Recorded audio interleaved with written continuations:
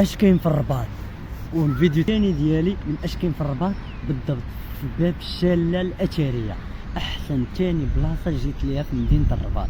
خليكم تمتعوا مع هذا الفيديو ومن بعد غنقول لكم اهم حاجه لاحظتها هنايا.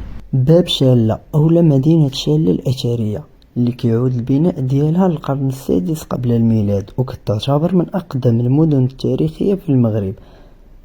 كتواجد في الضفه الجنوبيه لنهر ابي رقراق، وفي المقابل ديالها في الجهة المقابلة كاين برج محمد السادس. صراحة إطلالة رائعة ونصح أي واحد يجي يزورها.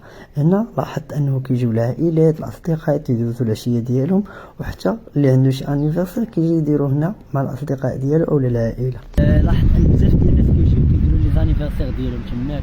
صراحة واحد الأجواء زوينة عائليا، عائلات كيجيو كيديرو البيتي تما. دونك صراحة بلاصة زوينة عائلية، سواء الأصدقاء ولا العائلة يمكن منهم يجيو يدوزو العشية ديالهم هنا. دونك حتى هنا وخليت لكم الراحة، تهلاو لي في راسكم، تشوفوا فيديو آخر بلاصة أخرى مع اش كاين في الرباط.